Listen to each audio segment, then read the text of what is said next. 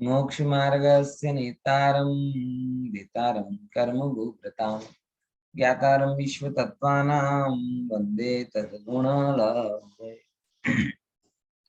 महावीर जन्म कल्याणक ऐसे पवित्र दिन पर आज हम जैन धर्म के प्रमुख विषयों में से एक विषय कर्म सिद्धांत पर विचर्चा कर रहे हैं। बराबर। कर्म सिद्धांत एक ऐसा विषय है कि जो मैंने आपको बहुत पहले बार बार बताया कि सब जगह कर्म की बात आती है, लेकिन जैन धर्म का जो कर्म सिद्धांत है वो थोड़ा हटकर है, अलग है, अच्छा है, स्पेसिफिक है। क्योंकि यहाँ पे कर्मों की एक पूरी सेपरेट व्यवस्था बताई कि जैसे जीव परिणाम करता है, उन परिणामों का से कर्म आते हैं, उनका कारण कौन है, वो आते हैं तो किस प्रकार आते हैं, रुकते हैं तो किस प्रकार रुकते हैं, कब तक वो काम करते हैं, तमाम प्रश्नों पर हमने लगभग लगभग चर्चा की। अब उसमें एक कॉन्सेप्ट आया था स्थिति बंध का। किसका कॉन्सेप्ट आया था? स्थिति बंध का। बड़ा अच्छा विषय कि एक क्षण के लिए जीव कोई परिणाम करता है, मतलब बंध है ना, बंध, बंध में हमेशा स्थिति होती है। इतना तो आप मानते हैं ना, बंध में क्या होती है? स्थिति। कोई भी चीज बंधी कुदरती रूप में हजारों साल तक रह लेगी कि नहीं रहेगी? है। लेकिन जैसे ही वो कोई गेहूं है, बराबर, या कोई और रूप में रह लेते हैं, लेकिन जैसे ही वो रोटी बनते हैं तो रोटी बनी तो कितनी चलेगी साहब? एक दिन, दो दिन। दाल बन गई, वैसे आप साल भर का स्टोरेज कर लेते हो, लेकिन अगर वो दाल बन गई तो कितनी चलेगी? 4 घंटे, फिर गर्मी में खट्टी हो जाएगी। समझे ना? मतलब जैसे ही वो एक बंधान रूप अवस्था को पाते हैं, उनमें एक स्थिति पड़ जाती और वो स्थिति के बाद में फल देते हैं। ऐसे ही जीव जब रागादि रूप परिणमित होता है, तो रागादि रूप परिणमित होने पर वह कर्मों के साथ एक बंधान की दशा को प्राप्त होता है। और वो एक बंधान अनंत काल के लिए नहीं होता, वो एक बंधान अल्प काल के लिए होता है। और उस अल्प काल के बंधन को हम उस वो जितने समय के लिए जीव बनता है उसे हम कहते हैं स्थिति। क्या कहते हैं हम उसे? स्थिति बंध। बराबर। और उसकी क्या प्रमाण है ये आपने देखा होगा कि जीव एक समय परिणाम बिगाड़े और 30 सागर कोड़ा कोड़ी तक उसके परिणाम का फल उसे भुगतना। इस मनुष्य पर्याय में बड़े से बड़े क्राइम की क्या सजा है? बोलो। बड़े से बड़े क्राइम है जन्म टीप, उम्र कैद। उम्र कैद में भी लगभग लगभग 14 साल होती है, 20 साल होती है, 20 साल बाद छूट जाता फांसी है। फांसी, चलो, लेकिन वो फांसी तो अप्लाइड नहीं होगा क्योंकि उसमें तो वो है। लेकिन स्थिति बंद के पॉइंट ऑफ व्यू से देखने जाओ तो उम्र कैद होती है। तो उम्र कैद 20 साल की अपन मान के चलते हैं, और वो 20 साल अब लगाओ 30 कोड़ा कोड़ी के सागर के सामने कितने से है? एक सागर का एक बाल निकालने में 100 साल लग जाते। याद आई ना क्या बोला? एक सागर में एक बाल निकालने में कितना टाइम लग जाता है? 100 साल लग जाते हैं। अभी कितने 20 साल निकल जाए। इसीलिए जो लोग इस भव के कानून से डरकर पापमयी भाव रखते हैं लेकिन पाप करते नहीं हैं, वो सावधान हो जाए, खतरा टला नहीं। क्या बोला?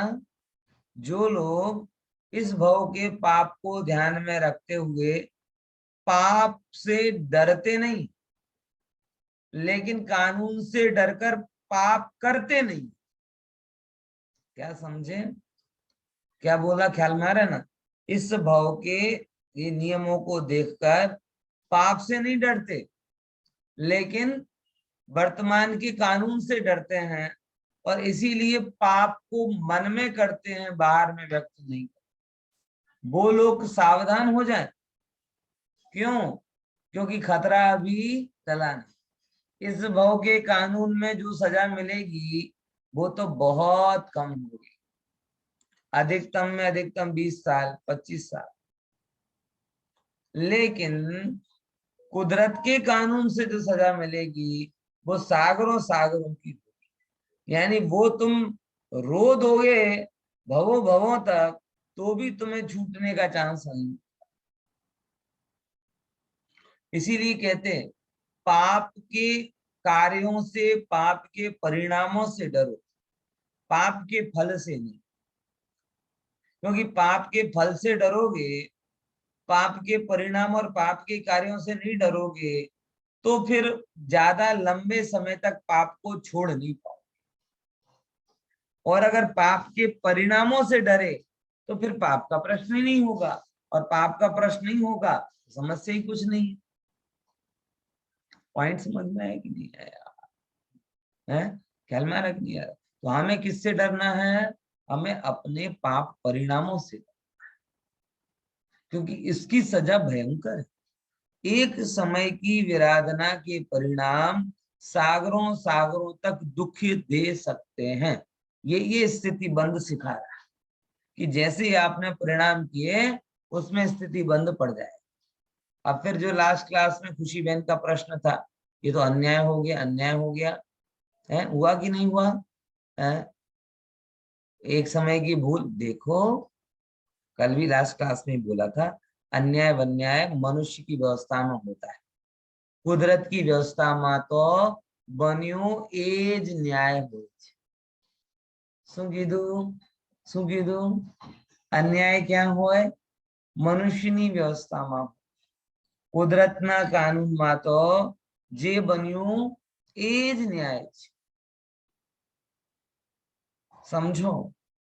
બરાબર ખ્યાલમાં આવે છે? આપણે આ ભાવમાં કોઈ દરિદ્ર દેખાતો હોય, જેના છોકરા નાની ઉંમરમાં, જેના છોકરા નાની ઉંમરમાં ગુજરી જાય, કા જેના મા બાપ નાની ઉંમરમાં ગુજરી જાય, તો આપણે એમ લાગે ઓહો હો હો अन्याय થઈ ગયો, अन्याय થઈ ગયો। પણ ખબર નથી ભલા માણસ પૂર્વ પર્યાયમાં એને કોઈકની હિંસા કરી હશે, કોઈને છોકરાનો વિયોગ કરાવ્યો હશે, એનો દુષ્પરિણામ અત્યારે મળે। એટલે કુદરતમાં શું બને છે? ન્યાય જ હોય છે। ठीक है? હવે વાત થોડીક આપણે સમજીએ। તો એક તો એ વસ્તુ થઈ। બીજા નંબરની વાત, પરિણામોના નિમિત્તથી ફેરફાર થાય છે, આ પણ વાત કરી। હવે ત્રીજા નંબરની વાત ફરીથી આ સ્થિતિબંધના કોન્ટેક્સ્ટમાં કરું કે અમુક કર્મો એવા હોય જે તમે બાંધી લો તો પછી ભોગીને છુટકારો મળે। આ સમજ્યા પોઈન્ટ? એને આપણે કહીએ નિધત્તિ નામના કર્મ, નિકાચિત નામના કર્મ। એટલે લાસ્ટ ક્લાસમાં જે વાત કરી હતી ને ખુશીબેન, આ લાસ્ટ ક્લાસની વાત આવી હતી ને કે એ જેવા બાંધેલા છે એવા ઉદયમાં ના આવે, એ ના આવે એવી પણ કન્ડિશન છે, અને એવા ઉદયમાં આવે આવું પણ થઈ શકે। વધીને આવે આવું પણ થઈ શકે, ઘટીને આવો આવું પણ થઈ શકે, બરાબર। ઉદયમાં ના આવે નિર્જરા થઈ જાય આવું પણ થઈ શકે, બધું જ થઈ શકે છે। એટલે બહુ જ કન્ડિશન હોય છે। એમાં એક કન્ડિશન આ પણ છે કે જ્યારે જીવ આવા પરિણામ કરે અને ત્યાં નિધત્તિ નિકાચિત જેવા કર્મ બાંધી લે। હવે પ્રશ્ન આવશે નિધત્તિ અને નિકાચિત શું થાય? કોઈ મને કહેશે નિધત્તિ અને નિકાચિત? હે કોને કહેવાય નિધત્તિ, કોને કહેવાય નિકાચિત? હે જેમાં સંક્રમણ ઉદીર્ણા અપકરણ ઉત્કર્ષણ ને અપકર્ષણ ન થાય। ટૂંકમાં જેવો બાંધ્યો હોય એવો ને એવો ઉદયમાં આવે, બરાબર। આમ ઈએમઆઈ માં નથી થતા, બે ટાઈપની ઈએમઆઈ હોય। એક બેંક વાળા કે ફિક્સ કરી દો એટલે તમે દર મહિને એટલા ઇન્ટરેસ્ટ થી ભરવું જ પડશે, પછી ગવર્મેન્ટ પ્લસ કરે તો પ્લસ નહીં થાય, માઇનસ કરે તો માઇનસ નહીં થાય, આવું કહે છે ને? હે હા બોલો। આ નિકાચિત તો બાંધ્યું જ હોય, પણ એમાં પણ વધે ખરું હજુ બી? ના, એ બધે નિધત્તિ, ઉત્કર્ષણ, અપકર્ષણ, નિધત્તિ નિકાચિત 4 હોય, નિધત્તિ અને નિકાચિત હોય.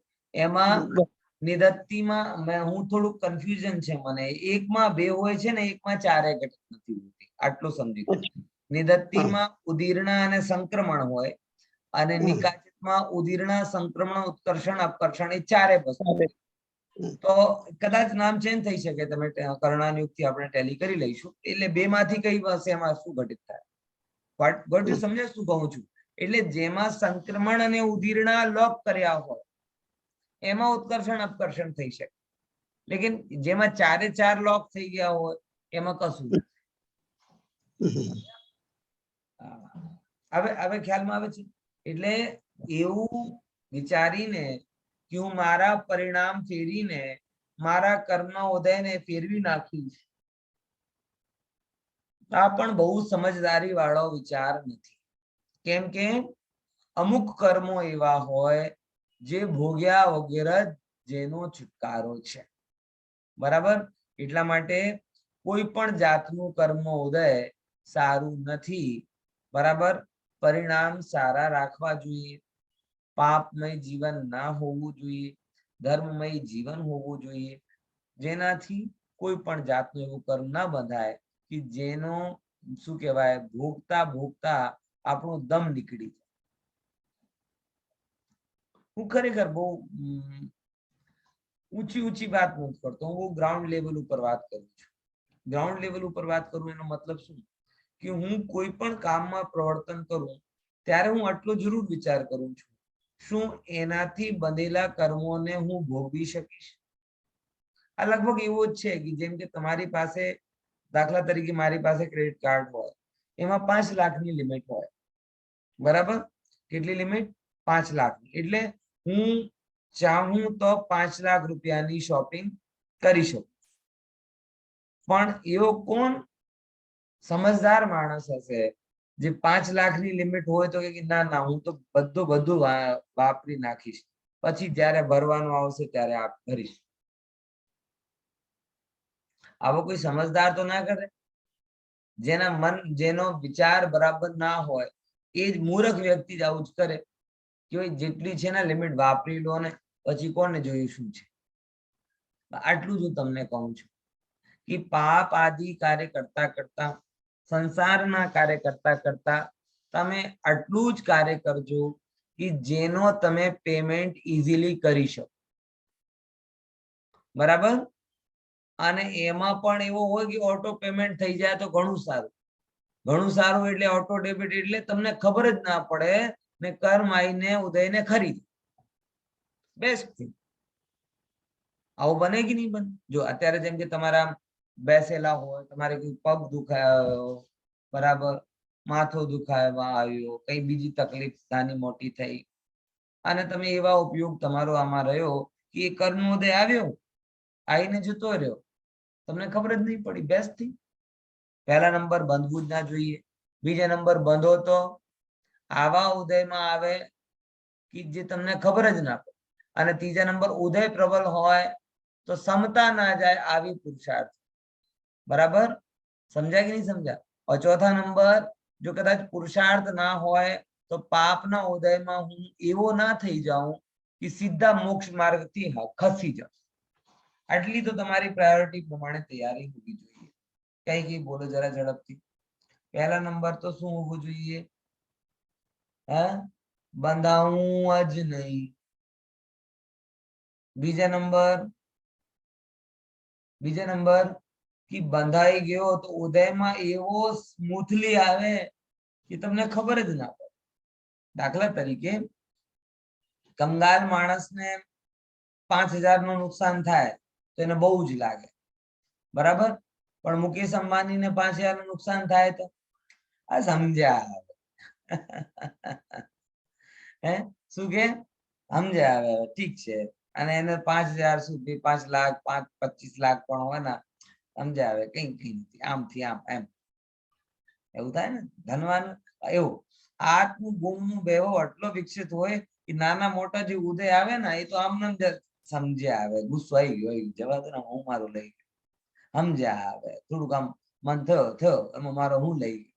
એટલે અંદરનો આટલો બલ હોય, અંબાની જેવી નહીં, કુબેર જેવી સંપદા, ઇન્દ્ર જેવો વૈભવ હોય કે કેવો બહારનો નહીં ભીતરનો. ત્યારે નાના મોટા કર્મો વધે, શું સમજ્યું? સમજ્યા. બહુ કઈ વસ્તુ નડતી નથી, બરાબર? કઈને ગુસ્સા આવી ગઈ, ઠીક છે, જઈ આવું ખાવાનું મતલબ ઠીક છે, ગયો. એટલે આમ આઈને જતો, ખબર જ ના. ત્રીજા નંબરની વાત, ઉદય પ્રબલ આવે તો પુરુષાર્થ એના કરતા પ્રબલ મળે, જેનાથી ઉદય, જેમ કે કોરોના આવી જાય તમારે, પણ કોરોનાની સામે તમારી એન્ટીબોડી મજબૂત હોય કે ના? અને એન્ટીબોડી મજબૂત હોય તો પછી કોરોના આવે, ચાહે કોઈ પણ આવે, તમને ફરક ના પડે. કોરોનાના કેટલા વેરિયન્ટ, એક્સી, ફલાનો, જે ડિમ્પો, કેટલા બધા આવી ગયા, તમને ફરક ના પડે. જ્યારે તમારી એન્ટીબોડી મજબૂત હોય છે ત્યારે એ બધી વસ્તુ તમને પ્રભાવિત કરતી નથી. એમ જ પાપનું ઉદય પ્રબલ આવે પણ અંદરનો પુરુષાર્થ એના કરતા પ્રબળ હોય તો પાપનું ઉદય તમને હેરાન ના કરે. દાખલા તરીકે જે ચિત્ર છે ને, ચિત્ર એની પાછળ એ સિંહનો જીવ છે. એ સિંહનો જીવ કયો છે? બોલો? 10 મહાવીર સ્વામી, महावीर भगवान का जीव, ભગવાન, 10 ભો પહેલાના મહાવીર ભગવાન. હવે સમજો તમને આ ઘટના તો આખી તમને ખબર જ હશે. કઈ ઘટનાને બતાવે છે આ? કઈ ઘટનાને બતાવે છે? સંજયંત અને વિજયંત મુનિરાજ આવે છે અને જો નીચે મરેલો હરણ પડ્યો છે અને એ હરણને જોઈને પછી એ મોઢામાં હરણ હતો, પછી ઉપદેશ સાંભળીને પછી શ્રાવકના વ્રત પાલન કરે. કોણ? આ સિંહ. આ સિંહનો જીવ કેવા વ્રત પાલન કરે? શ્રાવક. બરાબર? હવે શ્રાવકના પાલનમાં તો શું કહેવાય, વનસ્પતિ કાયનો સેવન કરી શકે અને સિંહમાં તો વનસ્પતિનો ઓપ્શન નથી. એટલે શાસ્ત્રકાર એમ કહે છે કે જ્યારે શ્રાવક, એનો શરીર એવો નહોતો, સિંહના જીવનો શરીર એવો નથી કે ઘાસ ફૂસ ખાઈ શકે. સિંહ એક જ વાર ઘાસ ખાય છે, ક્યારે ખબર છે? નથી ખબર. જ્યારે એનો પેટ ખરાબ હોય ને, હા, અને હું મજાક નથી કહેતો, દરેક કુદરત પ્રાણી જે છે ને, દરેકને પોતાના રોગની અને પોતાના રોગને દૂર કરવાની ઔષધની ઓલમોસ્ટ ખબર હોય છે. વનસ્પતિ સિવાય આ મનુષ્ય ડોક્ટર અને ગોળીઓને એટલું બધું ગુલામ થઈ ગયો છે, એની કુદરત સમજ જે છે ને, કુદરતી, એ ખોવાઈ ગયો. પણ જે જ્યોગ્રાફી વાળા જે છે ને, એનિમલ વાળા જે રિસર્ચ કરે, એ કહે છે કે સિંહને જ્યારે પેટ ખરાબ હોય અને જ્યારે એને વોમિટ કરવી હોય ત્યારે શું કરે? ઘાસ ખાય અને ઘાસ ખાઈને પછી કુદરતી રૂપથી વમન કરી દે. સમજાય કે નહીં?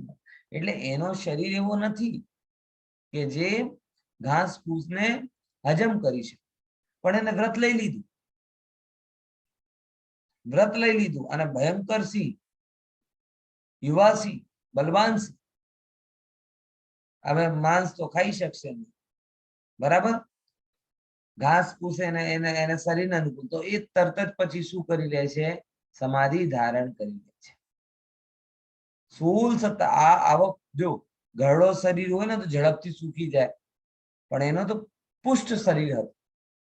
અને શાસ્ત્રોમાં બહુ વર્ણન આવે કે પછી પશુ એને બહુ જ હેરાન કરે, ચીટીઓ એનામાં દર બનાવી લે, આમ કરે તેમ કરે, બધું કરે, પણ એ બધી જ ઉપસર્ગને કેવી રીતે શાંતિથી સહન કરતો હતો, શાંતિથી સહન કરતો. એને અંદરમાં મહાવીર જ તો પ્રગટ થઈ ચૂક્યો. અને કદાચ 16મા દિન કે 18મા દિન પછી આ સમ્યક દર્શનના 16મા કે 18મા દિન એમની દેહ છૂટી જાય છે. સમજ્યા?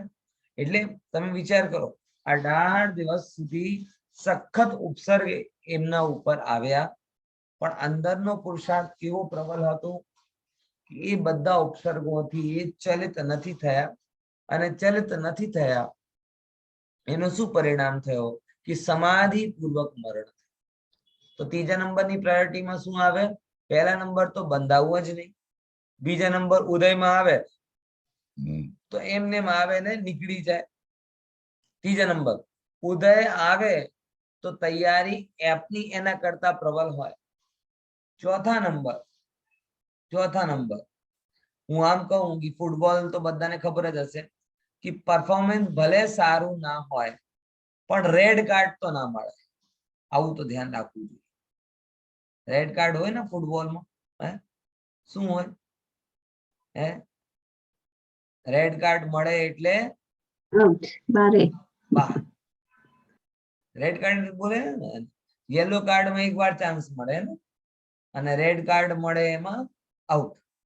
એટલે ભલે સારો પરફોર્મન્સ નથી, ભલે ગોલ નથી મારી શક્યા, ભલે ગોલ રોકી પણ નથી શક્યા, પણ at least show must go on, કે પ્રયાસ તમારો ચાલવા જોઈએ.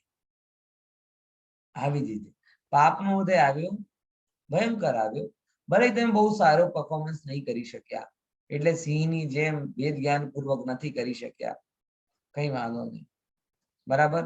પોતાના રાગ દેશને નહીં રોકી શક્યા, સંયોગ યોગને નથી રોકી શક્યા, રડ્યા, ખીજાયા, રીઝાયા, બધું કર્યું, પણ એટલીસ્ટ તમારી લડત ચાલવી જોઈએ. ના, ભલે આજે મારું પુરુષાર્થ બરાબર નથી થયો, પણ હું બરાબર કરીશ. રેડ કાર્ડ ના થવું જોઈએ, એટલે તત્વ જ્ઞાનથી બહાર જ થઈ જાઓ, આવી મૂળતા ક્યારે કરતા. ઠીક છે, તો 4 પ્રાયોરિટી ખ્યાલમાં આવી ગઈ. બોલો બોલો, પહેલી કઈ? કર્મ બંધાય જ નહીં. બંધાય જ નહીં, વેલ એન્ડ ગુડ, માસ્ક લગાવીને ફરો. हाँ, सेकंड नंबर बंधे तो बहुत हल्के में निकल हाँ, गए। એટલે હોમ આઇસોલેશન માં પતી જાય. ચલો આગળ વધો. હે ત્રીજા નંબર હા, પુરુષાર્થ હોય કે સમતા, આવાજ નથી, બોલો. હા, પ્રબળ પુરુષાર્થ હોય કે સમતા ના જાય. કે ભલે તમને હવે હોમ આઇસોલેશન થઈ ગયો તોય તમારી એન્ટીબોડી એટલે વેક્સિન એટલી પાવરફુલ હોવે કે એ શું કરે, તમને આ રોગને લડત આપે, ફાઇટ કરે. અને ચોથો શું? રેડ કાર્ડ ના મળે, ભલે તમે સારી રીતે પરફોર્મ નથી કરી છે, માંદા થઈ ગયા, બિસ્તરમાંથી ઊભા નથી થઈ શકતા, બરાબર, પણ એટલીસ્ટ જીવન ચાલવું તો જોઈએ ને, બરાબર. તો આ પ્રાયોરિટી સાથે આપણે આ જીવનમાં આગળ વધવું. ઠીક છે, સ્થિતિબંધમાં એ વસ્તુ આપણે સમજી રહ્યા છીએ, ભૂલતા નહીં કે કર્મોનું બંધન ભયંકર હોય છે, સમય સમયનો બંધન સાગરો સુધી ચાલે છે. બોલો ખુશી. સર, એક સાયકલ કોઈ દિવસ નથી સમજાતી કે દર વખતે આ વસ્તુ શીખડાવવામાં આવે કે ઉદય આવે ત્યારે આપણે પુરુષાર્થ કરવો, ને પછી બીજી બાજુ એમ થાય કે જે શ્રેણિક રાજા હતા એમના તો જીવે પુરુષાર્થ નહીં કર્યો એવું નથી, પણ એમ થાય કે ગતિ અનુસાર જ મતિ થવાની જ છે, કે આપણે પુરુષાર્થ નથી થવાનું એ પણ કેવડીને ખબર છે, તો પછી આપણે પુરુષાર્થ કરવાનો અર્થ જ શું રહે છે? એટલે ઈ બે વસ્તુ તો મને કોઈ દિવસ કનેક્ટ જ નથી થતી. એ વસ્તુ તમને હું કહું ને, ક્યારે સમજ પડી જશે તમને સમજ જ નહીં પડશે. હું નહીં, ફેક્ટ વસ્તુ છે. એકચ્યુઅલમાં શું છે, પુરુષાર્થની અવધારણા શું છે આપણા અંદરમાં, પહેલા એ સમજ, બીજી વસ્તુ આપોઆપ ક્લિયર થઈ જશે. પુરુષાર્થ કરવું એટલે શું કરવું, બોલો. મોક્ષ માર્ગમાં જેમ કીધું છે કે તત્વ જ્ઞાનમાં બુદ્ધિપૂર્વક પોતાનો ઉપયોગ લગાડવો, બરાબર. હવે પણ લગાડી છે ને જયારે ક્રોધ આવે ત્યારે ક્રોધના આપણે ક્ષમતામાં, આપણે ક્રોધના ઓલામાં નથી રહી શકવાના, ક્ષમતા ભાવ નથી રાખી શકવાના, ઈ કેવડીને દેખાય છે, તો પછી ઈ પુરુષાર્થ કરવાનો અર્થ શું રહ્યો? એટલે ખ્યાલ આવ્યો તમને? હું તમારો પ્રશ્ન બહુ પ્રાથમિક છે અને બહુ જેન્યુઇન છે. જે વ્યક્તિ આ વસ્તુને સમજે છે, હું તમને મારી ઘટના કદાચ મેં તમને કીધી હશે કે ના કીધી હોય તો ફરી કહી દઉં, કીધી હોય તો બીજી વાર સાંભળજો ના, શું ફેર પડો. જયારે પહેલી વાર 10મામાં હું ગયો હતો ભણવા, બરાબર, એના પહેલા 10મામાં એટલે 2000 ની વાત છે, અને દેવલાલી શિબિરમાં ભણવા ગયો, શિક્ષણ પ્રશિક્ષણ શિબિર. પહેલી વાર 7 તત્વના નામ ત્યારે સાંભળ્યા, 2000 ની વાત છે. એના પહેલા 7 તત્વના નામ પણ નહોતા સાંભળ્યા. અને એ સમયે રતનચંદજી એડમિશન માટે ગયો હતો. રતનચંદજી બારેલ હતા, એ પ્રવચન ક્લાસ લેતા હતા, અને 1000 લોકો હતા. અને ત્યારે આવી વાત આમ થઈ કે ભાઈ જે થવાનું યોગ્ય થાય છે ને આપણો કઈ પુરુષાર્થ કરતો નથી ને આમ છે ને તેમ છે. અને એ સાંભળીને મારા અંદરમાં એકદમ ભયંકર આમ ઉથલ પુથલ થઈ ગઈ. અને તમને જાણીને આશ્ચર્ય થશે કુશીબેનજી, તમે તો 10-12 લોકો વચ્ચે પૂછી રહ્યા છો. મેં 1000 લોકો વચ્ચે ઉભા થઈને આમ હાથ ઉભો કર્યો અને સીધા બડે દાદાએ પ્રશ્ન ફાયર કર્યો કે તમે કહો મને બેસતું નથી, હું 10માના એક્ઝામ આપીને આવ્યો છું. આમ હું 10માના એક્ઝામ આપીને આવ્યો છું. અગર હું ભણ્યો ના હોત તો મારા 80% આવત, અને હું દાવા સાથે કહું છું મારા 80% આવશે. કેમ? કેમ કે મેં ભણ્યો છું. તો એ ખડખડાટ હસ્યા, કશું નથી કર્યું. શું કીધું? ખડખડાટ હસ્યા. અને પછી કહે છે એડમિશન માટે આવ્યો છો? હા. ખૂબ સરસ, ખૂબ સરસ, આવી જશે, આવી જશે. ત્યારે મને એમ લાગતું હતું કે એમને આવડતું ના હોય, એમને ક્વેશ્ચન ને ટોપ ઓવર આપી દીધું. અને પછી મારી પીઠ મેં થપથપાઈ. જો કેવો ક્વેશ્ચન પૂછ્યો, એટલા મોટા ટોપી વાળા પંડિત ને પણ નથી આવડ્યો, બરાબર. તો આમ કરીને પણ કહેવાનો મતલબ એ છે ને, બહુ શોર્ટમાં તમને સમજાવું વાત, કે એ આપણે બે વસ્તુને જુદા માનીને ચાલે. તમે સમજો કે ભગવાનના જ્ઞાનમાં જ્યારે એ નક્કી છે કે ભાઈ તમે પુરુષાર્થ કરશો, તો એ પણ નક્કી છે કે પુરુષાર્થ કરવાની પ્રેરણા કરવા વાળા તમને નિમિત્તો મળશે. એ પણ નક્કી છે કે એ સમય તમારી બુદ્ધિ એ અનુસાર થશે. એટલે કોઈ એક વસ્તુ નક્કી નથી રહેતી. હું તમને સિમ્પલ વસ્તુ કહું, આજે કેરીનો રસ ખાધું કે નથી ખાધું? નથી ખાધું. ઈચ્છું રસ, કેરીનો રસ, કોઈ શાક, કોઈ કંઈક તો ખાધું હશે. ખાધા પીધા વગર તો રહ્યા ના. હવે જે વાટકીમાં તમારે રસ આવ્યો છે, જ્યારે તમારા જ્ઞાનમાં આ નક્કી છે, કેવલીના જ્ઞાનમાં, કે આ વાટકીનો રસ આજે હું પીવાનો છું, તો આ રસ તમારા ઘરની 6 કેરીઓનો રસ કાઢ્યો હોય, એમાંથી કયો કેરીનો રસ તમારી વાટકીમાં આવશે એ 6 નક્કી થશે કે નહીં? પછી એ 6 કેરી 10 કિલોના બોક્સમાંથી કઈ 6 કેરી થશે એ નક્કી થશે કે નહીં? પછી 10 કિલોની કેરી એ 10,000 કિલોમાંથી કયામાંથી કલેક્શન થઈને 10 કિલોમાં આવશે એ નક્કી થશે કે નહીં? એ કયા બગીચામાંથી આવશે એ નક્કી થશે કે નહીં? એ બગીચામાં પહેલા કઈ કઈ કેરી થઈ ગઈ એ નક્કી થશે કે નહીં? પાછળ કઈ કઈ થશે એ નક્કી થશે. કોણ એને વેચશે, એને લઈને કોણ જશે, કયા ટ્રકથી જશે કે ટ્રોલીથી જશે, કયા ભાવમાં ડીલર લેશે, કયા ભાવમાં દુકાનવાળો લેશે. એટલે એક નક્કીમાં આખી ચેનલ ફિક્સ છે. સમજ્યા? આપણી પ્રોબ્લેમ શું છે કે આપણે મેનલી એક જ ફેક્ટને પકડીએ છીએ. જ્યારે અહીંયા કહે છે કે નિર્ધારિતપણું એક નથી, નિર્ધારિતપણાની સિરીઝ છે, બરાબર. તો શ્રેણિક રાજાનો બગાડ થવાનું હતું, માટે એમનું આ કાર્ય ન થયો કે અપઘાત કરવાનો એમને મન થયો. તો અપઘાત કરવાનો મનને લીધે નથી, એની આવી બુદ્ધિ જ ચાલવાની હતી. એનું કારણ પણ નિર્ધારિત હતું, કારણનું કારણ પણ નિર્ધારિત હતું. પણ આ તો રહી સત્યની વાત. પણ આપણે ખબર નથી ને કે આપણી સાથે શું થવાનું છે. ખબર પડી કે નહીં પડી? આપણે ખબર નથી ને આપણી સાથે શું થવાનું છે. આપણી સાથે ખબર નથી તો આપણે શું કરીએ કે ભગવાનના જ્ઞાનમાં શું આવ્યું એ આપણે ખબર નથી. આપણે તો આપણું કામ કરી રહ્યા છીએ, બરાબર. અને ફળ મળવાનું હશે તો આ પ્રમાણે મળી જશે, નહીં મળવાનું હશે તો કઈ વાંધો નહીં. એટલે બંને વસ્તુ એક હોય છે, આવું કરવાનું આવું કરવાનું. આ કહેવાય ઉપદેશની શૈલી. કઈ શૈલી? ઉપદેશની શૈલી. જેમ કે હું બેદઈને ભણાવું સમજાવું કે બેટા 10 વાગે સુઈ જવું જોઈએ, 6:30 વાગે ઉઠી જવું જોઈએ, બરાબર? આ તો હું કહું છું, પણ મને ખબર છે કે 10 વાગે સુવડાવવા માટે લઈ જઈશ તો 11 વગાડશે. પણ એનો મતલબ એ નહીં કે હું એમ કહું કે તું 11:30 સુધી. હું એમ જ કહીશ, મને ખબર છે કે મારો ઉપદેશ ખોટો પડવાનો છે, પણ ઉપદેશ કેવો અપાય? સારો છે. આપણે એમ કહીએ કે બેટા એક પણ માર્ક નો ક્વેશ્ચન છોડીને આવવું ના જોઈએ. આ કહીશ, લેકિન તો પણ ખબર છે કે 5-10 તો કપવાના છે. 50 આઉટ ઓફ 50 ટોપ કરવાની છે. દરેકમાં 50 છે, 50 વિદ્યાર્થીઓ છે ક્લાસમાં, અને દરેકમાં પોતાના વિદ્યાર્થીને શું કહે છે, પુત્રને બેટા આ વખતે તને ટોપ કરવાનું છે. તો હવે એક ક્લાસમાં 50 લોકો કેવી રીતે ટોપ કરશે? પણ એનો મતલબ એ નહીં કે કોઈ માં એમ કહે કે બેટા નહીં, તને છેલ્લાથી ટોપ કરવું છે. એટલે રિયાલિટી હોવા છતાં વે ઓફ એક્સપ્લેનેશન શું હોય? જ્યારે તમારા ધ્યાનની વાત આવે, ફેરફારના નામથી તમારા અંદરમાં બહુ જ ઉથલ પુથલ ચાલતી હોય, ત્યારે શાંતિથી વિચાર કરો, ઓહો હોતા સ્વયં જગત પરિણામ મેં પરકા કરતા ક્યાં था. આ તમારા અંદરના વિકલ્પોની શાંતિ માટે. પણ જ્યારે તમને કઈ રસ્તા ના દેખાતો હોય ત્યારે રાજમાર્ગ પકડીને ચાલો.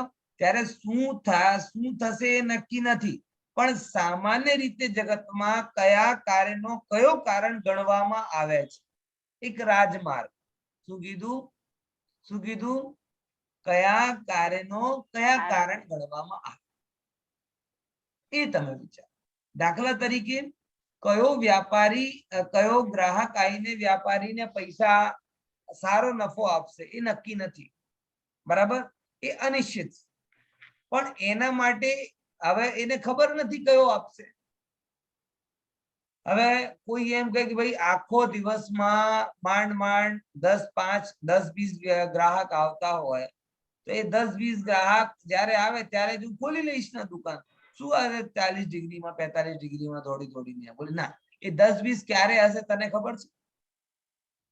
તો એ શું કરશે? આવાના 10 જ, 10 માંથી 2 તો આમ સારો નફો નહીં આપશે, 2 થોડોક આપશે, અને 2-4 એવા હશે જે એકદમ સારો નફો આપશે. પણ એ 2-4 કયા હશે આપણે ખબર નથી. તો આપણે ખબર નથી, કેવલીને ખબર છે, પણ આપણે એવું ખબર છે કે એક સારા કારણથી સારો કાર્ય થાય છે. તો આપણે રોજ 10 વાગે દુકાન ખોલી દઈએ, બરાબર? એ છેલ્લે 5 વાગે નફો આપીને જશે તમને ગ્રાહક. તો એવો નથી કે તમે 4:55 દુકાન ખોલશો. તમે રોજ કયા ટાઈમે ખોલશો? 10 વાગે દુકાનની ઓપનિંગ કરશો. આવું જ છે ભગવાનના જ્ઞાનમાં. તો નક્કી છે કે એ 10 વાગ્યાથી દુકાન ખોલશે અને 4 વાગ્યા સુધી માખીઓ ઉડાડશે, પછી 4:55 ગ્રાહક આવશે અને 5 વાગે સારો આખો દિવસ નફો આપીને જતો રહેશે. પણ તને ખબર નથી ને ભલા માટે. તને શું ખબર છે કે સંભવિત કારણ શું હોય છે? આપણા માટે ભવિષ્યની અનિશ્ચિતતા છે, ભગવાનના માટે નિશ્ચિતતા છે. અને અનિશ્ચિતતા જ્યાં હોય ત્યાં આપણે શું ફોલો કરીએ છીએ? રાજમાર્ગ ફોલો કરીએ છીએ. કે બેસ્ટ કારણ શું છે? કોઈ દુકાન ખોલવાની, 10 વાગે દુકાન ખોલવાની, જેટલા વાગે 8 વાગે 9 વાગે 7 વાગે 6 વાગે જેટલા વાગે બંધ કરવાની ત્યારે મંગલ કરવાની, બરાબર? પછી જે નફો થવાનો હોય થાય, નહીં થાય તો અમે કઈ કરી શકતા. આ સમજવાથી લાભ શું થયો ખબર છે? કે અમે 10 થી બેસીને 10 થી ખોલીને 6 વાગ્યા સુધી પણ તમને ખોલી દુકાન, અને તમારા ધાર્યા પ્રમાણે નફો નથી થયો, તો તમે કોઈનો વાંક નહીં કરશો. તમે શું કહેશો? શું કરે ભાઈ, નથી યોગ્યતા તો નથી. એટલે સહેજતા. લાભ થાય તો અહંકાર નહીં થશે, અને લાભ ના થાય તો ખીજ નહીં થાય. એમ વસ્તુ વ્યવસ્થા સ્વયં પરિણમિત છે. આવું જાણીને જ્યારે તમારા અનુકૂળ થશે તો તમને અહંકાર નહીં થશે, અને જ્યારે તમારા પ્રતિકૂળ થશે તો તમને ખીજ નહીં થાય કે આવું કેમ થઈ રહ્યો છે, બની રહ્યો છે તો બની રહ્યો છે. સમજ્યા કે નહીં સમજ્યા? તો જીવન જે ભવિષ્યલક્ષી પ્રશ્નો છે, એ ભવિષ્યલક્ષી પ્રશ્નોનો શ્રદ્ધાન કેવો રાખવાનું કે જે ભગવાનના જ્ઞાન મુજબ છે એવો જ થવાનો છે. પણ ભગવાનના જ્ઞાનમાં શું છે એ આપણે ખબર નથી. એટલે આપણે કયો શેને ફોલો કરીશું? આપણે રાજમાર્ગને ફોલો કરીશું. પ્રવચન સાંભળવાથી સમ્યક દર્શન થાય, એક રાજમાર્ગ છે, બરાબર. પણ બધા જ પ્રવચનથી સમ્યક દર્શન થાય બોલે નહીં. તો પેલા ભગવાનની પાસે જાઓ અને એપ્લિકેશન લગાડો કે ભગવાન કયો પ્રવચન એવો છે જે સાંભળતા સાંભળતા હું સમ્યક દર્શનને પામી જઈશ. એ બતાવી દો ને. બાકી પંડિતજીને શું બે ટાઈમ સાંભળવું રોજ? મગજ મારી કરવી, કઈક આમ હમણાવે કઈક તેમ. તમે ભગવાન ચોખ્ખી ચોખ્ખી વાત કરો, ક્યારે થવાનું છે બોલો. એ દિવસે આવીને બેસી જઈશ અને તમે કહેજો, પછી આ હા હા પૂરું. આ ઠીક રહેશે તમારા હિસાબથી? તો પ્રવચન સાંભળવાથી સમય ના ના ના સાંભળવાથી તો કરવાનું શું? ક્યારે થશે? ભાઈ તું દુકાન ખોલ. શું કર? દુકાન ખોલ. પછી નફો ક્યારે થવાનું છે? એ ત્યારે થવાનું હશે.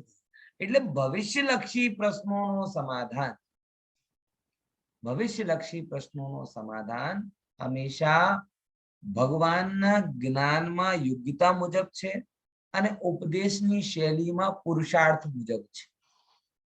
શું કીધું? શું કીધું? ભવિષ્યલક્ષી કોઈ પણ પ્રશ્ન, મને સમ્યક દર્શન કરવું, સદગતિ પામવી, નિર્વાણને પામવું, બરાબર, કશાયોની મંતક, વૈરાગ્યને પામવું, સંયમને પામવું, એ જેટલા પણ ભવિષ્યલક્ષી પ્રશ્ન છે એનો સમાધાન ભગવાનના જ્ઞાનમાં કેવો છે? યોગ્યતા મુજબ. કેમ કે એમને ભવિષ્ય દેખાય છે, જણાય છે, ખ્યાલમાં આવે છે. અને આપણે દેખાતો નથી, જણાતો નથી, તો આપણે કઈ કરીશું નહીં, કઈ કરીશું નહીં, આવું તો બનતો નથી. તો આપણે કઈ રીતે કરીશું? આપણે શ્રદ્ધાન ભગવાનનો જ રાખીશું અને અમલ રાજમાર્ગનો કરીશું. શેનો કરીશું? રાજમાર્ગ. રાજમાર્ગનો મતલબ સારું કરો, જે ચરણાનુયોગમાં બતાવેલ છે, જેવી રીતે મહાપુરુષોએ આચરણ કરેલ છે.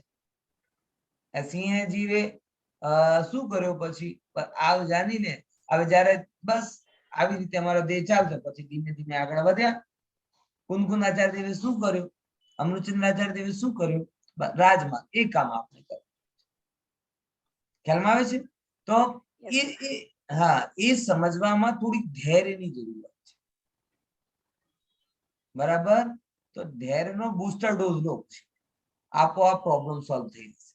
કેમ કે ગુરુદેવ એક જગ્યા ફરમાવે છે, સોયથી સાગર ઉલીચવામાં જેટલા ધૈર્યની જરૂર છે એના કરતા વધારે ધૈર્યની જરૂરત આત્માનુભવ માટે. સોયથી સાગર, આમ ટીપો ટીપો, કેટલું ધૈર્ય જોઈએ? આવું આ બહુ ધ્યાનથી સાંભળજો. क्रमबद्ध पर्याय की बात सुनकर, क्रमबद्ध पर्याय की बात सुनकर जो कई बार हमें ऐसा लगता है कि अब भगवान के ज्ञान में आ गया तो ऐसा नहीं, तो ये गलत बात। हाँ, जब आपको लगे कि भी मुझे समझ में नहीं आ रहा, राजमार्ग करो, प्रथमानुयोग से पूछो, चरणानुयोग से पूछो। इस समय पे महापुरुषों ने क्या किया था?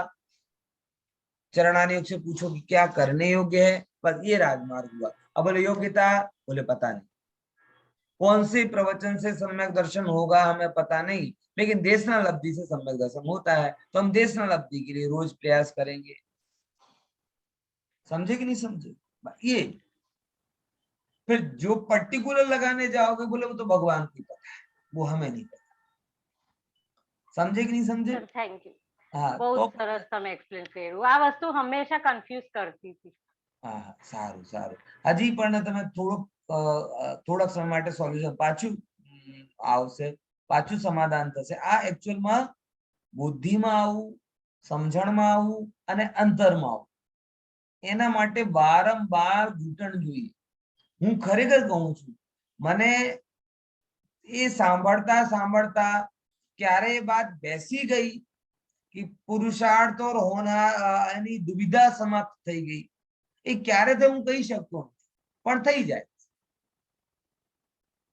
રેગ્યુલરલી તમે એ વસ્તુ ઉપર વિચારના, કેમ કે તમને કદાચ અમે લોકો જયારે સ્મારકમાં મળતા હતા ને ત્યારે પ્રવચન તો આમ સાંભળવાનું વાત ઠીક છે, પણ રાતે 1:30-2 વાગ્યા સુધી અમે લોકો દલીલ કરતા. અમારા મિત્રો છે, જાતે વાદ વિવાદ કરીએ, પક્ષ વિપક્ષ કરીએ, આવું માનો તો આવું કેમ, આવું માનો તો આવું કેમ, આવું ઘણી વખત કરતા. રાતોરાત અમે આવા બાબત ઉપર ચર્ચા કરતા. અને આ ચર્ચા કરતા એવું નથી કે ચર્ચા પછી તરત જ એકદમ નિર્વાળ લાગતું હતું કે ભાઈ આ થોડું સમાધાન મળ્યો છે, પણ થોડા દિવસ પછી પાછી કોઈ બીજી પ્રોબ્લેમ આવી જાય. એટલે જે આપણે લાગે છે એ હજી બૌદ્ધિક સમાધાન છે. બૌદ્ધિક સમાધાન કરતા આગળ વધશો ત્યારે અન્ડરસ્ટેન્ડિંગ લેવલ ઉપર વાત કરશો. અન્ડરસ્ટેન્ડિંગ થી પણ આગળ જશો ત્યારે નિર્ણયાત્મક લેવલ ઉપર પહોંચશે. અને નિર્ણયાત્મક પછી આગળ વધશો ત્યારે અનુભૂતિના લેવલ ઉપર આ વાત સિદ્ધ થશે. હા બોલો. હા, આઈ થિંક જનરલ લાઈફમાં અપ્લાય કરવું ઈઝી છે કે આપણે એમ કહીએ કે એક્ઝામમાં તમે આપશો જ નહીં તો માર્ક્સ કેવી રીતે મળશે, પણ આ બધું આમાં આપણે ધર્મમાં અપ્લાય કરવું જરાક હાર્ડ છે. એટલે જ ક્વેશ્ચન થાય ને બધાને. નહીં, એ નેચરલ છે, હોવું જ જોઈએ. હું તો એ કહું કે જેને આ વાત સાંભળીને પણ જેને કહેવાય ને કે પેટનો પાણી ના હાલે, એ તો સાંભળ્યો જ નહીં. આ વાત ખરેખર ક્રમબદ્ધ પ્રયાસ સાંભળીને કોઈને આવો પ્રશ્ન થાય કે ભાઈ આવું કેમ. છોટે દાદા હુકુમચંદજી વારે જેમને આ ક્રમબદ્ધ પર્યાય મળી હતી, बराबर, અને એમાં એટલું એમને बड़े दादा रतनचंद जी बारेल बबीना में थे, और तब ये बात जब उन्होंने सुनी और किसी ने कहा उनको कि भाई जब भगवान के, आपने क्रमबद्ध पर्याय पढ़ी, उसकी प्रस्तावना में बात कि जब भगवान के ज्ञान में सब नक्की है तो हम दुकान क्यों चलाएं. और ये बात उनने पढ़ी और वो दुकान से मन हट गया और सब लाके घंटों घंटों चिंतन किया दोनों भाइयों, और इतनी सी बात को लेकर वो सोनगढ़ पहुंच गए. गुरुदेव, इतनी सी बात समझ में आया? तो मतलब ये बात जो भी सुनता है उसके अंदर में क्रांति आंदोलन होना ही चाहिए. मैं तो ये मानता हूं. अगर ये बात सुन के भी आपके अंदर में कोई फेर नहीं पड़ रहा, विचार में कोई उत्तेजना नहीं आ रही, आप सिंपल आप ए फॉर एप्पल पढ़ते हो, ए टू जेड पढ़ाते हैं, जेड टू ए देखो कोई स्कूल में कि जेड फॉर जेब्रा है, बराबर, वाई फॉर या ऐसे पढ़ाता. एक बार क्वेश्चन तो करो यार, सारी दुनिया ए टू जेड पढ़ा रही है, तुम क्यों उल्टे पढ़ा रहे हो जेड टू ए? एक प्रश्न होगा कि नहीं होगा? अब सारा जगत ये कहता है कि हम मेहनत करके कर रहे हैं, मेहनत करके हम कर रहे हैं, मेहनत करके हम कर रहे हैं. तुम कौन सी दुनिया से आए हो भैया जो ये कह रहा हो कि भगवान ने जाना होगा तो मेहनत होगी और भगवान ने जाना होगा तो फल मिलेगा, भगवान ने नहीं जाना होगा तो नहीं. तुम वो कौन से प्रकार की अफीम खा रहे हो? इसीलिए ये सुनकर जिसे ये प्रश्न ही ना हो, मैं कहना चाहता हूं कि उन लोगों ने सुना ही नहीं. बाकी जो भी सुनेगा उसे प्रश्न होगा, समाधान भी मिलेगा, लेकिन वो समाधान कच्चा होगा, क्योंकि बाहर से आया, बाहर से आए वो समाधान कच्चा होता है. वो समाधान थोड़े टाइम के लिए टिका के रखेगा, फिर कहीं कॉर्नर से शंकाएं आ जाएंगी, फिर कहीं बैक से शंकाएं आ जाएंगी, तो फिर वो थोड़े श्रद्धा लेगा, फिर कोई थोड़ा वो सब, धीरे धीरे प्रोसेस चलती जाएगी. और वो चलते चलते चलते कब आप कंफर्म हो जाओगे आपको पता ही नहीं चलेगा. आप वो समय नहीं बता सकोगे, लेकिन आप फील करोगे इस चीज को कि ना अब मुझे इस बारे में कोई क्लियर दुविधा नहीं. समझ में आया? देखो, श्रद्धान और व्यवहार एनालाइज का विषय नहीं, साइकोसिंथेसाइज यानी एक विषय है, एक साथ घटित होगा. हम जब उन्हें समझते हैं ना तो एनालाइज करते हैं, और एनालाइज करने में हर चीजों को तोड़ तोड़ कर देखा जाता है. देखा जाता कि नहीं देखा जाता? तोड़ तोड़ कर देखोगे तो वस्तु ख्याल में नहीं है. बराबर. अब ऐसे मोबाइल है ना, एक रूप में तो 50 काम कर रहा है, आप इसको तोड़ तोड़ के देखो, इसकी ये है ना, हार्डवेयर क्या है ना, रैम क्या है, टुकड़े टुकड़े कर दो. अब बोलो कि व्हाट्सएप क्यों नहीं चल रहा, टुकड़े टुकड़े कर दिए, चलेगा कहाँ? ये जैसे ये एक यूनिट है ना, ऐसी पूरी वस्तु व्यवस्था कैसी है, एक यूनिट. इसको अब टुकड़े टुकड़ों में समझ. अब एनालाइज की प्रॉब्लम ही ये है कि टुकड़े टुकड़े किए बिना समझाया नहीं जा सकता। और वस्तु व्यवस्था ये है कि बेटा तू करता रहे टुकड़ा, हम तो एक थे और एक ही रहेंगे। तेरी प्रॉब्लम है, हम क्या करें। तू केवली बन जा, अखंड ज्ञान का धनी हो जा, सब चीजें तुझे ख्याल में आ जाएंगी। जब तक तू केवली नहीं होगा तो श्रुत ज्ञान से समझेगा, और श्रुत ज्ञान क्या करेगा, और जैसे ही तू कट करेगा मजा नहीं है। विचार करके देखो, वो जो चाय का आनंद है वो अकेली शक्कर में नहीं है। अब उसको एनालाइज करो आप टुकड़ों करके, शक्कर, पत्ती, दूध, पानी, इसका ये उसका वो, तो सबका अलग अलग आनंद आएगा, चाय का नहीं है।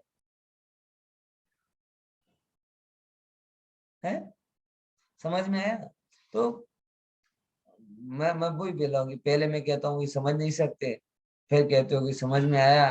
अब आप भी समझ लो कि समझाने का पूरा भाव है, लेकिन उसके बावजूद भी समझ आया मैं तो तभी आएगा कि जब अंदर समझ जाए। बाहर का समाधान इस चीज में लंबी रेस का घोड़ा नहीं बना सकता। खुद प्रश्न अंदर से खत्म हो जाए, समाधान ही समाधान अंदर में आ जाए, वो क्षण भी आता है, वो क्षण भी आता है, लेकिन उड़ता उड़ता नहीं आता। वो क्षण भी उड़ता उड़ता नहीं, उसके लिए बहुत तपस्या चाहिए, ज्ञान की, श्रद्धा की, आराधना की। अब देखो इतना सरल सब जीवन हो जाता है जब आप इस चीज को समझ जाते हो। बहुत आसान, बहुत मजा आता है, बहुत मजा। ठीक है, ओके, चलो आज क्रमबद्ध पर्याय का लेक्चर करवा दिए खुशी बहन ने क्योंकि बहुत जन, और आज की नहीं, जब से मानव जाति विकसित हुई ना, तब से इस बारे में विवाद चल रहा है कि कार्य देव से होता है कि पुरुषार्थ से होता है। देव मतलब भाग्य, और पुरुषार्थ मतलब ये दुनिया भर की चीज। जब से 2000-2500 साल पुरानी डिस्कशन मिलते हैं इस विषय पर, जब से व्यक्ति ने सोचना चालू किया, लिखना चालू किया, बोलना बताना चालू किया, तब से मुद्दा चर्चा में है हिस्टोरिकली। बाकी तो अनंत काल से चल रहा, समझे। तो आप बिल्कुल घबराओ मत, आप ऑन ट्रैक। ये प्रश्न होके आप बाहर नहीं हो जाओगे, ये प्रश्न आप करते हो तब तो आप वीजा ले लेते हो तत्व ज्ञान का, मैं तो कहता हूँ। बराबर। तो उपदेश की भाषा में कहें तो एक समय के लिए अपन को संभाल संभाल कर उपयोग करना चाहिए, क्योंकि एक समय बिगड़ता है तो उससे ना जाने कितना कितना बिगाड़ होता है। अगला सूत्र देख लेते हैं, 14वें नंबर के बाद वाला 15वें नंबर का। सबसे भयंकर कर्म और सबसे ज्यादा अवधि स्थिति किसकी होती है? दर्शन मोहिनी की। कितनी होती है? सप्ततिर मोहनीयस्य, बोलो। सप्तति मोहनीयस्य, सप्ततिर मोहनीयस्य। सप्तति मोहनीयस्य। मोहिनी कर्म की उत्कृष्ट स्थिति कितनी होती है? सप्तति, यानी 70 कोटा कोटि। कोड़ा कोड़ी बोलो, करोड़ा कोड़ी बोलो, कोटा कोटि बोलो, बहुत सारे नाम, ड़ाटा, क्रो, ये सब है नाम। तो उत्कृष्ट स्थिति कितनी है? सागरूपम, 70 सागरूपम कोड़ा कोड़ी। बराबर। जरा उसको समझ लो, कैसे समझो? पहले नंबर सागरूपम को समझ लो, फिर 70 को समझ लो, और फिर कोड़ा कोड़ी को समझ लो, और सब समझ में आ जाए तो हम बता देना क्या समझ लिए है। आंखों से आंसू की धार बहेगी, समझा समझ नहीं सकते। 70 कोड़ा कोड़ी कैसे? एक समय का परिणाम नितिन भाई ऐसा भयंकर जीव को कर्म का बंधन करके जा सकता है कि 70 कोड़ा कोड़ी सागर तक वो जीव तड़पता रहेगा और सम्यक दर्शन की प्राप्ति से। 70 कोड़ा कोड़ी एक समय। एक ज्ञानी की आराधना की, ज्ञानी की निंदा की, सब मिल जाएगा। इंद्र पद मिल जाएगा, राजपद मिल जाएगा, धन वैभव मिल जाएगा, लेकिन सच्चे सुख का कारणभूत भगवान आत्मा नहीं मिलेगा। आपको अगर जगत में देखोगे तो आज आपको एक बात ख्याल में आएगी कि अधिकतर लोगों के पास में साता वेदनी रूप पुण्य का उदय तो है, लेकिन मंद कषाय न मंद मोह नहीं, तीव्र कषाय और तीव्र मोह। राइट, सही है ना। संयोग के हिसाब से देखा जाए, पहले की पीढ़ी के हिसाब से आज के ज्यादा अच्छे संयोग, नो डाउट। पुराने लोगों की जरा बातें तो सुनो तो ऐसा लगता है क्या है? कहते हैं कि भाई घर में नाश्ता होता ही नहीं था। बच्चों जो आज इतने करते ना, घर में नाश्ता नहीं होता था, कोई आता था तो बाहर से लाते थे, बाकी तो ऐसे पड़े रहते वो। और आज के बच्चे बोले ये नाश्ता, वो रोटी खाते नहीं, सूखा ही नाश्ता, सूखा नाश्ता खाते। मतलब ऐसी इतनी चीजें होती, क्या क्या बता। अपनी मैं बताऊं जी, संसार की नश्वरता और विचार देखो कि वैदेही का मेरे इतनी पढ़ाई की पीएचडी तक, और मेरी सबसे महंगी डिग्री है बीएड की, जिसमें 25,000 रुपए की फीस मैंने भरी थी। बराबर।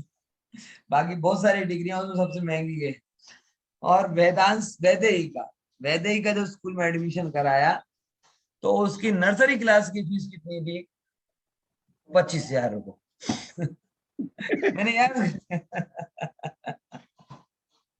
मैं बड़ा सरप्राइज रहा, और एक पीढ़ी का अंतर ख्याल में आया कि एक मेरे पूरे एजुकेशन की सबसे महंगी डिग्री जो मैंने 21वें साल 22वें साल में ली बीएड, उसकी फीस थी 25,000।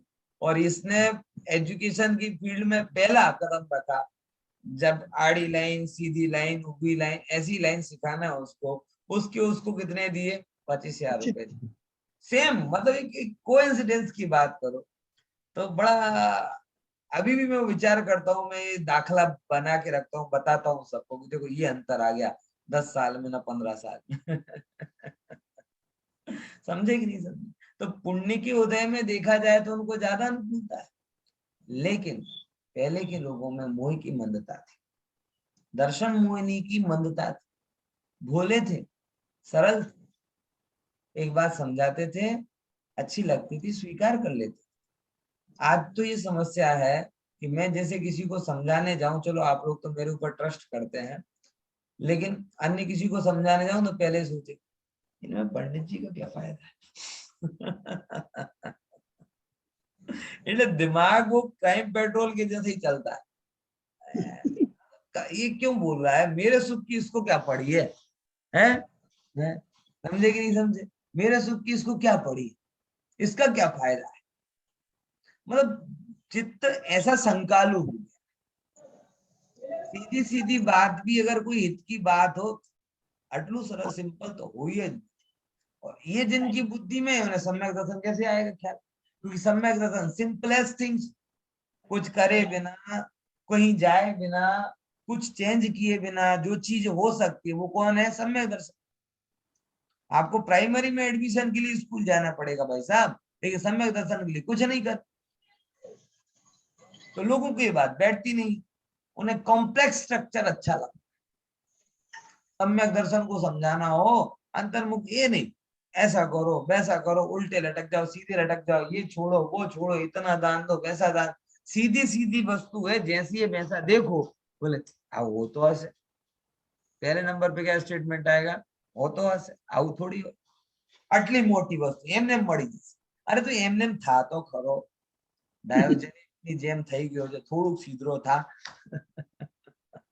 सीधी सीधी दृष्टि से देखना शुरू कर, एक बालक की दृष्टि लगा जो ज्यादा उलझाता नहीं, सीधा सीधा देखता है, सीधा सीधा विचारता। आत्मा को ऐसे सीधे सीधे देखने पर सम्यक दर्शन होगा। ये कॉम्प्लेक्सिटी तुम्हारे अर्थशास्त्र में लगाना, साइंस में लगाना, इसमें लगाना। आत्मा में कोई कॉम्प्लेक्स स्ट्रक्चर है ही नहीं। आत्मा का स्ट्रक्चर कैसा है? सिंपल में सिंपल। लेकिन मोह की तीव्रता, कषायों की तीव्रता, इसके कारण सिंपल चीज समझ में नहीं आती। अब नहीं आती तो बिगाड़ किसका? खुद का। नुकसान किसका? खुद का। भाव किसका बढ़ेगा? स्वयं का।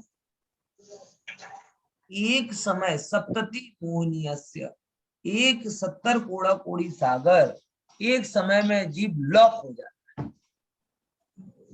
एक समय में कोई ऐसा पाप इससे हो जाता है, देवशास्त्र गुरु की विराधना रूप, कोई ऐसा काम इससे हो जाता है, परम पुरुषों का अभिनय रूप, मोक्ष मार्ग की अवज्ञा रूप, और उसका ऐसा फल मिलता है कि बाकी सब कुछ मिल जाएगा लेकिन सम्यक दर्शन नहीं मिलेगा। बोलो संतर।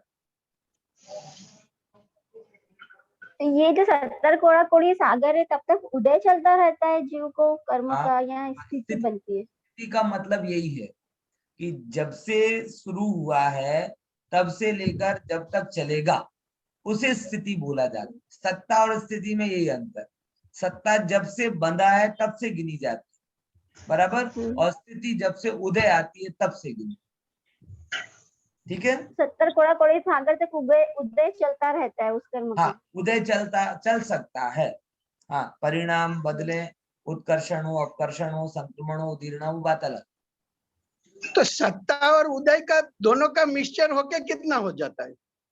वो तो उसके ऊपर है कि बीच का बाधा काल कितना है। वो लगभग पॉलिसी के जैसा है, जैसे आपने पॉलिसी ली, पैसे डालते जा रहे हैं, वो रिटर्न कब चालू हो, बोले कि आप पेंशन प्लान है तो 15 साल बाद चालू होगा, तो वो 15 साल आपके इन्वेस्टमेंट से रिटर्न मिलने के बीच का आबादा काल। अब आबादा काल 2 साल का होगा तो सत्ता कितनी हो गई आपके पैसों की? बोले कब से डालना चालू किया? बोले पहली किस्त डाली थी 2000 में, और रिटर्न कब मिलेगा? 2040 में। तो 40 साल तक सत्ता रही, बराबर। लेकिन वो रिटर्न बोले 5 साल तक आपको मिलता जाएगा, तो 5 साल का उदय रहा।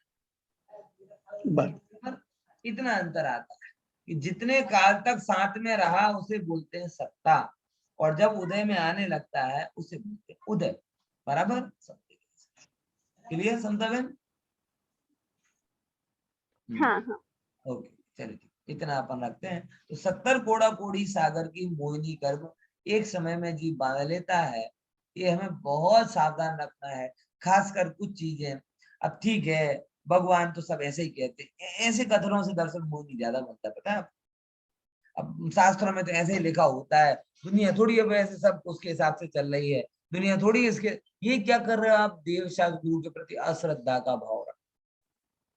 ऐसे तो सब पंडित जी कहते ही रहते हैं, मगर हर जगह थोड़ी कोई चीज लाई जाती, अरे कुछ और भी सोचना चाहिए। अब तो मोह बांधो, और सोचो और मोह बांधो, और सोचो और मोह बांधो, और सोचो और मोह बांधो। अगर आपको मोह भारी लगता है तो परमात्मा जो दृष्टि दे रहे हैं वो दृष्टि अपनानी पड़ेगी। अपनी दृष्टि को थोड़ा साइड में करना, तुम्हारी दृष्टि उनकी मूल तक नहीं पहुंच पाएगी और मोह बदला। ठीक है, बराबर। तो परम सत्य है, परमौषधि है, परम विज्ञान है, उसको परमता के साथ में स्वीकारना, बाकी सब चीजों को साइड में रखना। ओके, जय जिनेंद्र।